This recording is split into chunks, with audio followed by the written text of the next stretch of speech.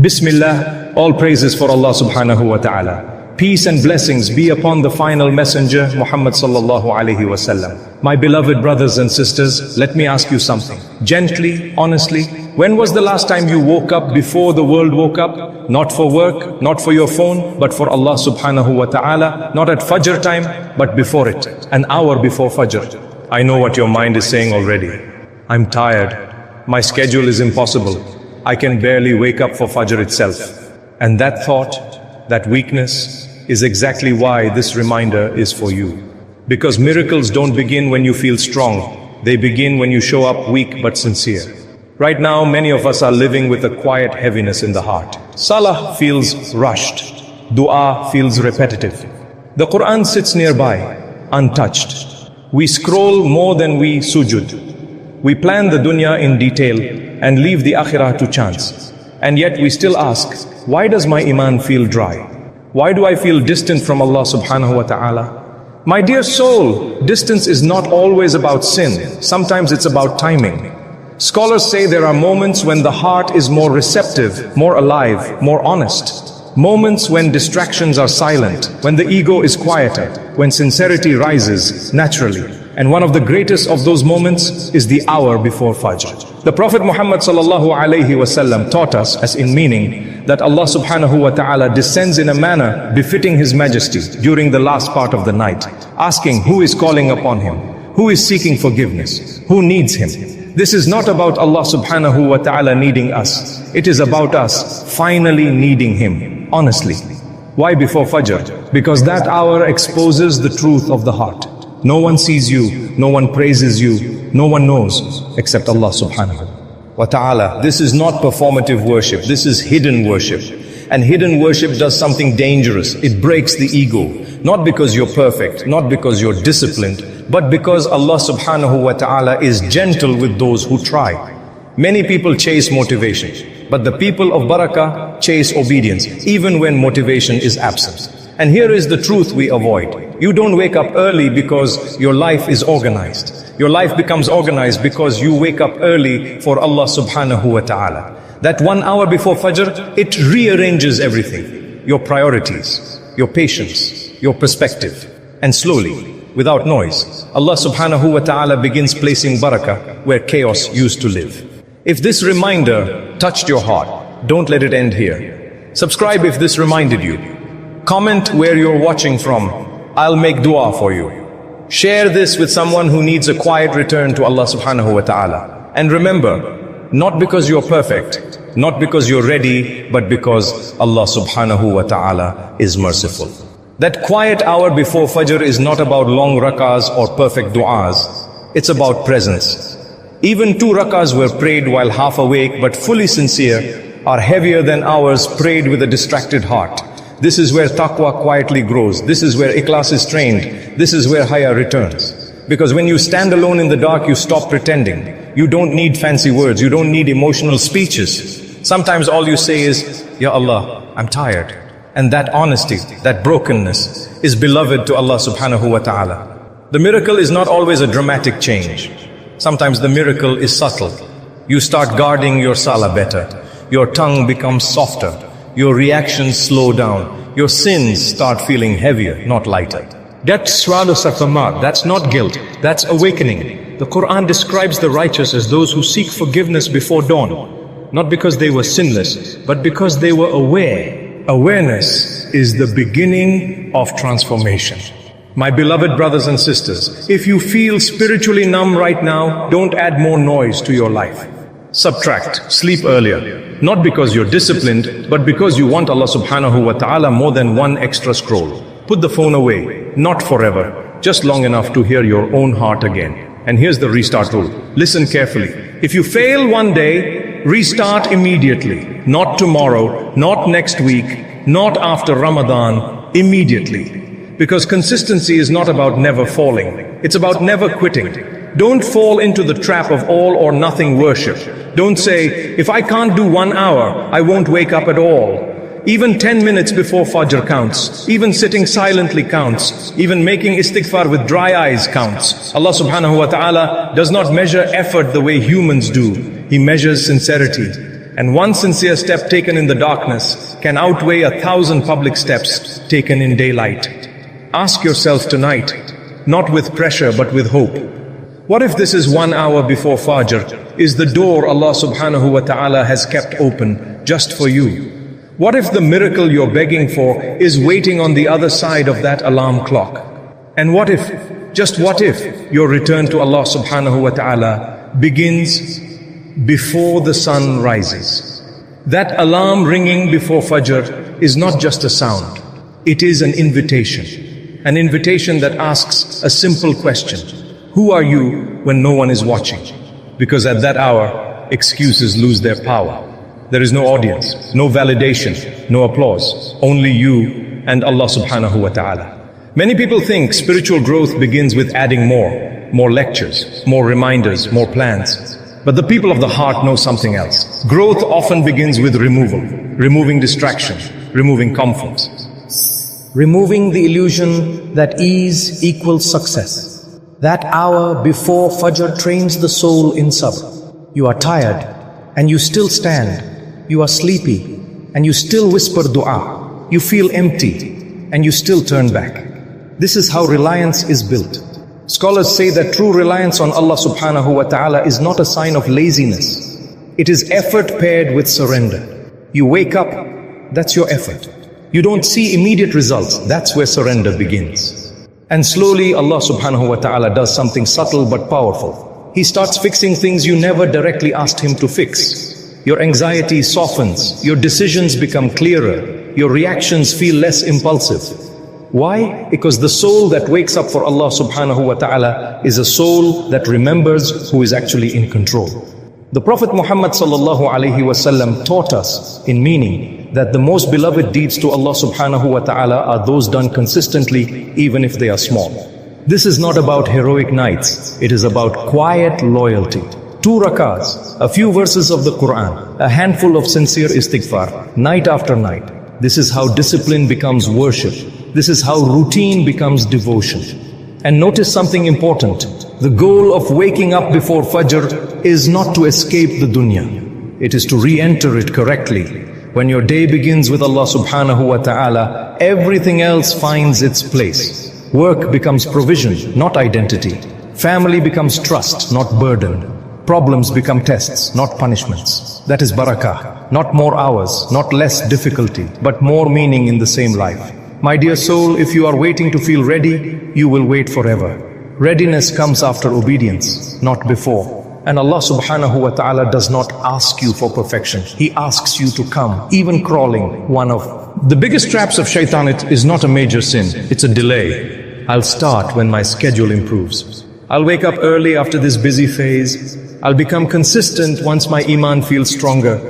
But delay is a lie dressed as wisdom. Because the heart doesn't soften with postponement, it softens with action. Even imperfect action, especially imperfect action. Another trap, comparison.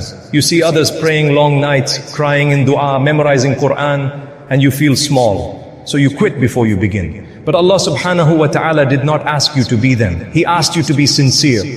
Hidden worship protects you from comparison because no one sees it. No one knows if you woke up. No one knows if you struggled. No one knows how hard it was.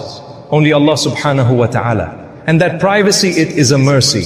Because sincerity thrives in secrecy. This is why waking up before Fajr changes people. It humbles the nafs. It disciplines desire. It restores hayya with Allah subhanahu wa ta'ala. You begin to feel shy to disobey the one you stood. The Prophet Muhammad sallallahu alayhi wasallam had the most radiant face, and the companions radiyallahu anhum described it glowing like the full moon. Why? Because his heart was the purest. You want brightness? Refine your character, lower harshness, remove sarcasm, reduce complaining. A smiling sunnah face is a bright face.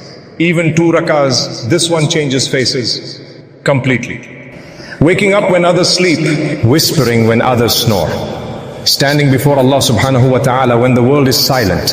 The Prophet Muhammad sallallahu alayhi wasallam taught us in meaning that the most beloved prayer after the obligatory ones is the night prayer. Why? Because it is hidden. and hidden worship builds deep light. My beloved brothers and sisters, you don't need an hour. Start with 2 rakas, 2, even once a week.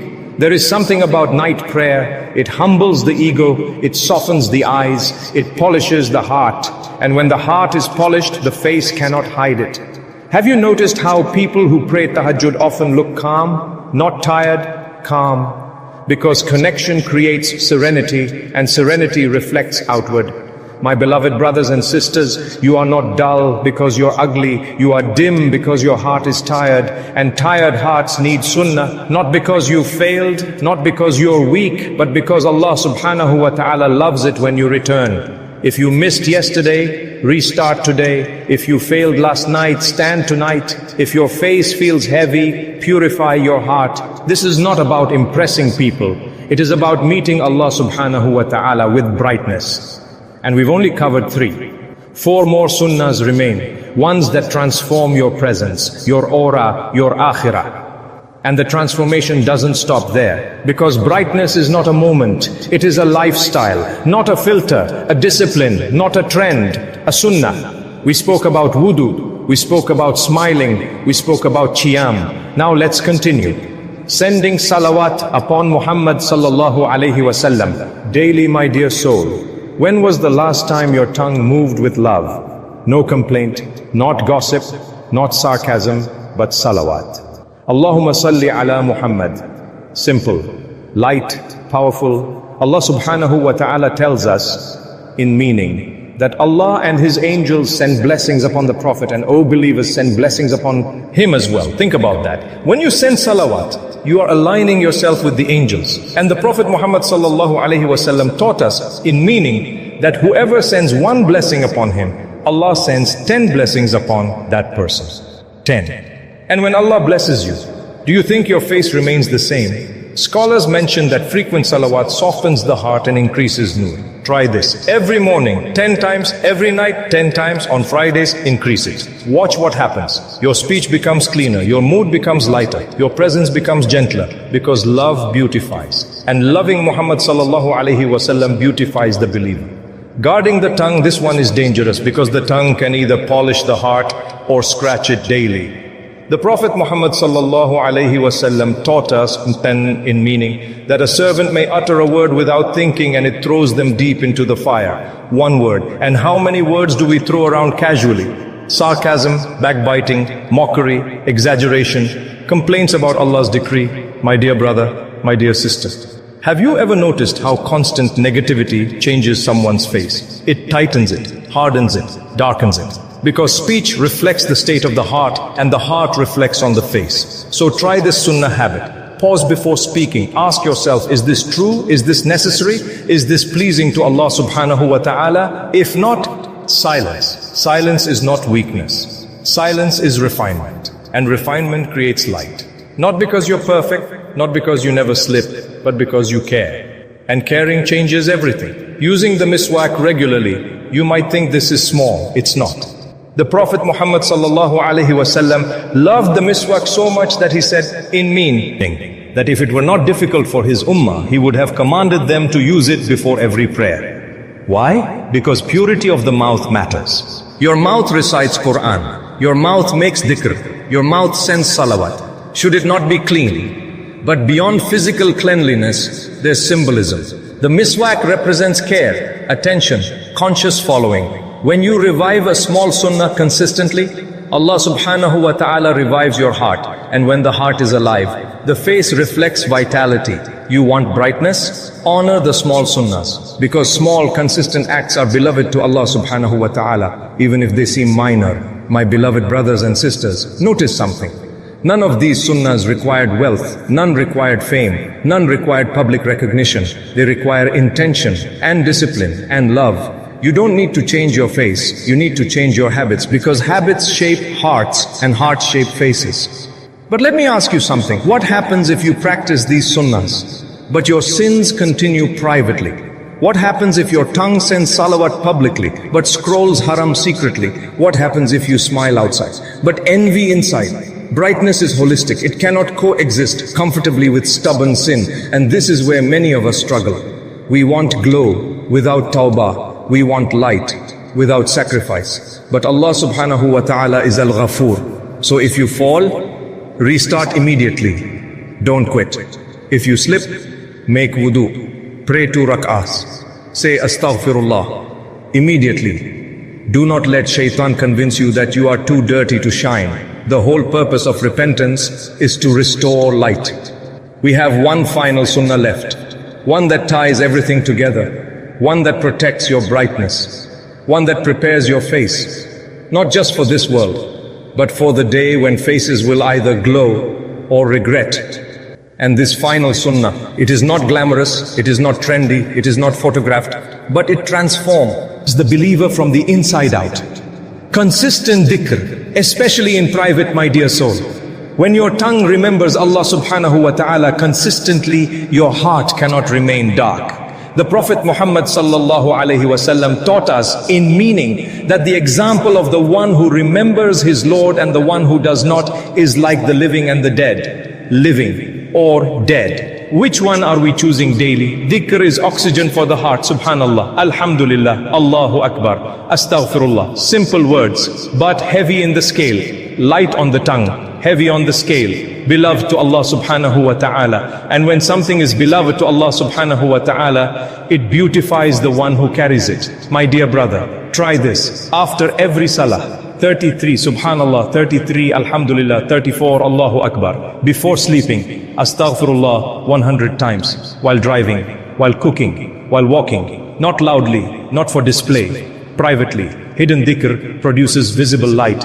Because what is done for Allah subhanahu wa ta'ala alone is honored by Allah subhanahu wa ta'ala publicly in ways you never expected. Have you ever seen an elderly person whose face shines despite wrinkles? It's not skincare. It's years of dhikr, years of sujood, years of repentance, years of saying, Ya Allah, forgive me.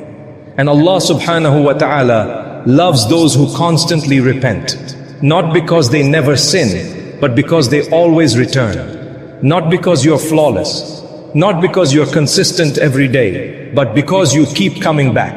And Allah subhanahu wa ta'ala never gets tired of your return. My beloved brothers and sisters, let's be honest. We spend hours trying to improve our appearance. Creams, lighting, angles, filters. But what if your real glow is waiting in your wudu? What if your beauty is waiting in tahajjud? What if your brightness is waiting in one sincere astaghfirullah? On the day of judgment, when faces are described as bright, do you think that brightness will come from contour or from sujood? From trends or from tears in the night? This world is temporary. Your face will age, lines will appear, strength will fade. But the nur of obedience, it only increases. And that nur will matter when you stand before Allah subhanahu wa ta'ala. So here is your practical action plan starting tonight. Perfect your wudu. Slow, mindful, smile intentionally for Allah subhanahu wa ta'ala. Pray 2 rak'ahs of night prayer. Even once a week. Send salawat daily. Guard your tongue fiercely. Revive the miswak. Anchor your day in dhikr. Small steps, consistent steps, beloved steps. And if you fail, restart immediately. Don't quit. Do not wait for Monday. Do not wait for Ramadan. Do not wait for when I feel ready. Start imperfectly. Because Allah subhanahu wa ta'ala loves effort. Before we end, let's make dua together. Raise your hands wherever you are. O Allah, brighten our faces with obedience. O Allah, purify our hearts from hypocrisy and arrogance. O Allah, make our wudu a cleansing of sins and our salah a light in our graves. O Allah, allow us to stand in qiyam sincerely for you. O Allah, fill our tongues with dhikr and salawat upon Muhammad sallallahu alayhi wasallam. O Allah, forgive our private sins that darken our hearts. O Allah, make us among those whose faces shine on the day we meet you. O Allah, do not let us leave this world without tawbah.